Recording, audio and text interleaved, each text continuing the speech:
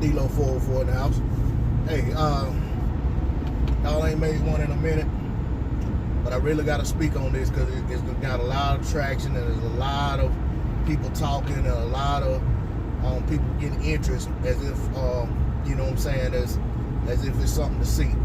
But I want to speak on this Bud Crawford and Gary Russell Jr. thing. You know, I done commented on everybody's video that, you know what I'm saying, that I follow, that has come to my notifications, giving my take on it. You know what I'm saying? And I'll be honest, I'm going to say the same thing here. Gary Russell Jr., if he wants to speak out on something that happened 15, 20 years ago, however long ago it was, when they were both, you know what I'm saying, him and Bud were both pretty much kids in the amateurs.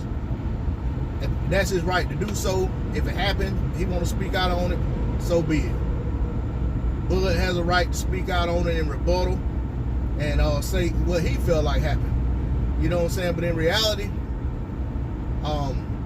it really has no bearing on today. You know, it really has no merit in today's picture for either guy in today's boxing world in 2020.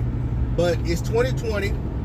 We got 54-year-old Mike Tyson and 51-year-old Roy Jones Jr. fighting in what's called an exhibition fight. You got a stagnant sport of boxing right now. We done had all kind of crazy corona call-outs and people talking about coming out of retirement. You got Oscar De La Hoya calling out Jamal Charlo. It's all kind of wonky and weird stuff going on in the sport of boxing. So why not have 126-pound Gary Russell Jr. standing like 5'4", calling out Bud Crawford for a fight at 147 pounds. That said, it's not something I'm interested in, but I'll go ahead and say I'm not in the fight stopping business. You know what I'm saying? If these guys, for whatever reason, decide they want to come together and make a fight, I'll support it.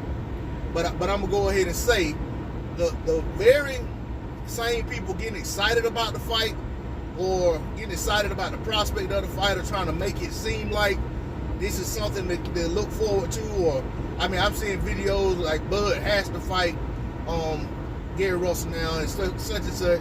Now Bud don't have to do anything. Bud done what he needed to do. He responded to what Gary Russell Jr. said, and really that's the end of it. I mean, you talking about some children shit. You know what I'm saying? Like, I mean, man, I knew a dude personally, no lie, real cool dude. You know what I'm saying? That I like. You know what I'm saying? Used to hang with, real cool cat. He actually got killed behind going back and forth with his cousin over. Basically, the whole thing started. They was talking about when they used to fight as kids, and a lot of people were around, and it escalated into a back and forth, and his cousin couldn't do nothing with him when it comes to the stand-up game, and I'm speaking on this from third-person information. My first cousin, a female, was there when it happened. She told me this happened. You know what I'm saying? I wasn't there when it happened. I found out the next day, but ultimately, the cousin ended up shooting him in the back several times, killing him. You know what I'm saying? And for those who know me and know the story and know what I'm talking about, forgive me for bringing up old wounds, but I just want to put this out there that I just don't think that there's anything good to be had about bringing up some old stories about somebody sneaking somebody when they were children. You know what I'm saying? At the end of the day, like I said, I'm not in the fight stopping business, but I honestly don't think there's a fight to be stopped.